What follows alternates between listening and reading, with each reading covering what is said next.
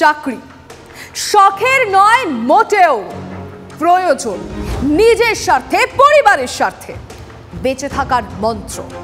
একটা চাকরি, যে চাকরি চেয়ে এ রাজ্যে বছরের পর বছর পথের আন্দোলনকারীরা, নাম সবার আছে কিন্তু পরিচয় এই মুহূর্তে দাঁড়িয়ে এখন একটাই, ওই যে বললাম এখনই আন্দোলনকারী। আর তার বাইরে আর যেন কিচ্ছু নেই এই মানুষগুলোর। ঢুকছেন ওরা, তবু যুঝে চলেছেন চাকরির দাবিতে। থালা বাজিয়ে মুখে কালি মেখে বিক্ষোভ টেট উত্তীর্ণদের। খাতায় কলমে পরীক্ষায় উতরে গেলেও নিয়োগের দরজাটা আজও খোলেনি তাদের জন্য। আর তাই বন্ধ দরজায় বারবার আঘাত, পথে নেমে প্রতিবাদ বিক্ষোভ। আবারও, হ্যাঁ আবারও তারা পথে নেমে প্রতিবাদ বিক্ষোভ করলো। শহরের রাজপথে চলল ফুটবল খেলাও। দেখা মেলে প্রতীকী মুখ্যমন্ত্রীর, ঠিক যাকে এই মুহূর্তে টিভি9 বাংলার পর্দায় দেখছেন। 2022 সালের ডিসেম্বরে রাজ্যে প্রাথমিক নিয়োগের পরীক্ষা হয়, মনে আছে নিশ্চয়ই। এরা কিন্তু সেই পরীক্ষায় বসেছিলেন যাদেরকে এখন দেখছেন। কিন্তু বছর ঘুরলেও টেট উত্তীর্ণরা চাকরির চিঠি পাননি। কেন এমনটা হবে? কেন অপেক্ষা করেই যেতে হবে তাদের? প্রশ্ন বিক্ষোভকারীদের, জবাব চান তারা। কেন তাদের জীবন নিয়ে খেলা চলছে? মাত্র উত্তরবঙ্গ না, বিভিন্ন জেলা থেকে আসা 2022 সালে যারা টেট পরীক্ষা দিয়েছিলেন, টেট পরীক্ষায় উত্তীর্ণ হয়েছিলেন, এমন চাকরি প্রার্থীরা তাদের জমায়েতের যে ছবিটা, 2022 সালে প্রায় 1.5 লাখ পরীক্ষার্থী পাশ করেছিলেন। তার মধ্যে যাদের বিএড প্রশিক্ষণ নেই তাদেরকে বাদ দিয়ে কিন্তু এখনও 22,000 চাকরি প্রার্থী রয়েছেন যাদের এখনও পর্যন্ত কোনো নিয়োগ হয়নি। এবং তাদের একটাই দাবি যে অবিলম্বে তাদের নিয়োগ প্রক্রিয়া সম্পন্ন করতে হবে। 1 বছর আমরা বাড়িতে বসে আছি, রাস্তায় বসে আছি, আমাদের ইন্টারভিউ নোটিশ চাই, আমরা নিয়োগ চাই। আমি তো 6 বছর বয়সে বাবাকে হারিয়েছি, আমার মা অসুস্থ। 2017 সালে লাস্ট পরীক্ষা হয়েছে, তারপরে 2022 আমরা 5 বছর প্রতীক্ষার পর পরীক্ষা দিলাম। একটা বছর বসে থাকলাম, আজকে 2024, মানে হিসাব করলে 7 বছর আমরা বঞ্চিত। 7টা বছর আমাদের জীবন থেকে কেটে গিয়েছে। আজকে নিজেদের বেকারত্ব যন্ত্রণায় যে এই কলকাতা শহরে এসেছি।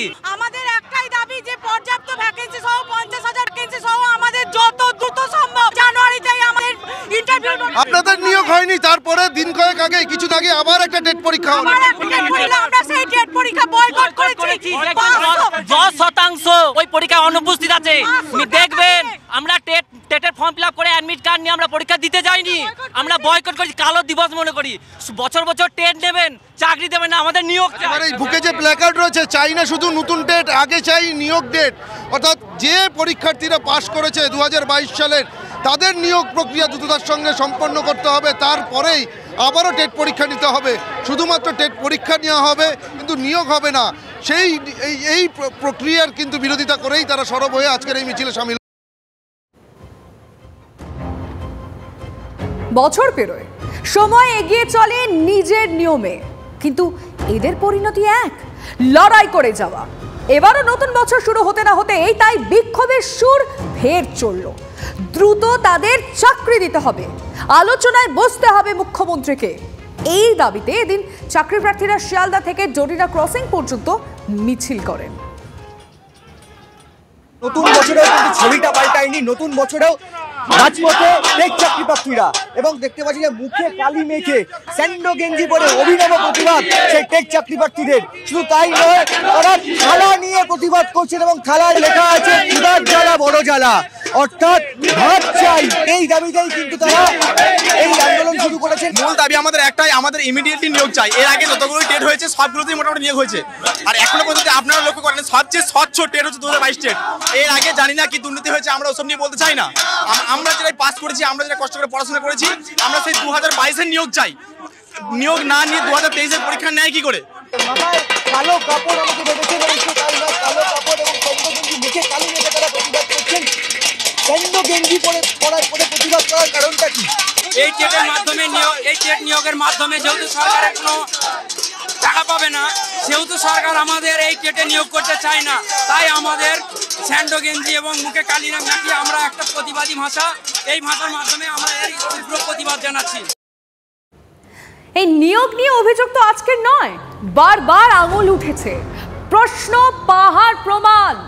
2014 সালে টেটে বিস্তর দুর্নীতির অভিযোগ উঠেছিল, আর তারপর থেকে কার্যত বেলাইন গোটা নিয়োগ প্রক্রিয়ায়। 2017 সালে টেটেও নিয়োগ হয়নি, জটে আটকে রয়েছে সেই নিয়োগ প্রক্রিয়া। আর 2022 সালেও তো টেট হয়, কিন্তু নিয়োগ প্রক্রিয়া শুরুই করেনি পর্ষদ, আর সেই কারণেই তারা আজ রাস্তায়। এরপরেও কেন 2023 সালেও টেট পরীক্ষা হলো? কাদের চাকরি হবে? প্রশ্ন তুলছেন ক্ষুব্ধ চাকরি প্রার্থীরা। প্রশ্ন, তার উপর প্রশ্ন, আরো আরো অনেক প্রশ্ন। এই তো চলছে এ রাজ্যে, কিন্তু কোনো জবাব না। এর কোনো জবাব কিন্তু নেই আমাদের। অথচ ঘরে বসে থাকলেও চলে না, তাদেরকে তো যুদ্ধ করতেই হবে, জীবন যুদ্ধ বলে কথা। টেট পাস করার পরেও এখনো পর্যন্ত ইন্টারভিউয়ের জন্য ডাক পর্যন্ত আসেনি, কিন্তু কেন? জবাব চান তারা। এদিন জরিনা ক্রসিং এর সামনে রাস্তায় বসে এমনকি শুয়েও বিক্ষোভ চলে। পরে 5 জনের দল শিক্ষামন্ত্রীর সঙ্গে গিয়ে দেখা করেন, ডেপুটেশন দেয়। কিন্তু প্রশ্ন তো ঘুরে ফিরে সেই এক জায়গায় দাঁড়িয়ে, রাজনীতি তো অনেক হলো, চাকরি কবে হবে? আওয়াজ উঠছে, চাকরি চাই, চাকরি দাও। আওয়াজ যা লাঠির ঘায়ে ঘায়েল, বারবার, প্রতিবার।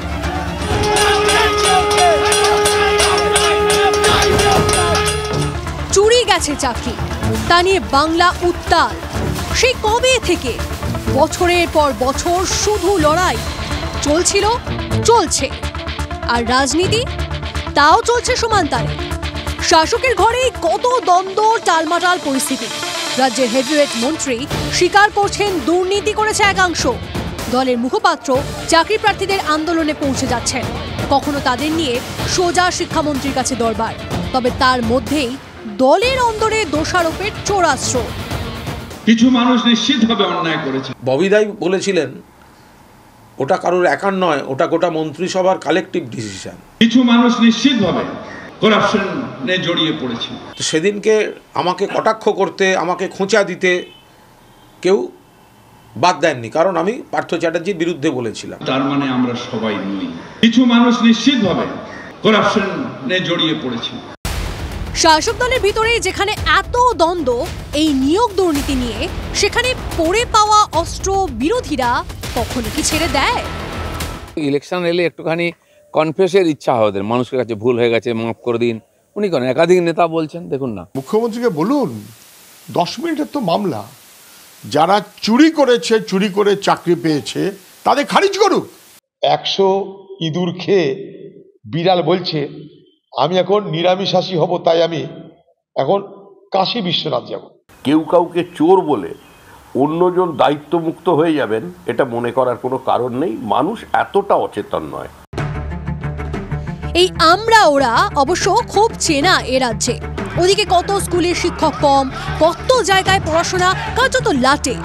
এদিকে শিক্ষক হওয়ার স্বাদ বুকে নিয়ে মুখে রক্ত তুলে লড়তে ব্যস্ত এরা। মুখ্যমন্ত্রীর দুয়ারে ছুটে গেলেও রক্ষে নেই।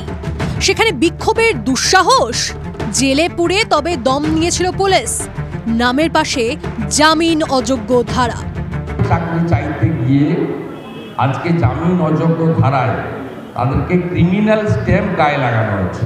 এটা অত্যন্ত পরিতাপের এবং নিন্দনীয়। পশ্চিমবঙ্গের ডুমসডে, কালো দিন, পশ্চিমবঙ্গ শেষ হয়ে গেছে, শেষ।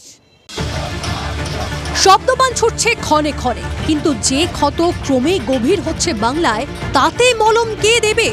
রাজনীতি নয়, এরা যে চায় বাঁচার পথ, চাহিদা শুধু চাকরিটাই। Bureau report, TV9 Bangla.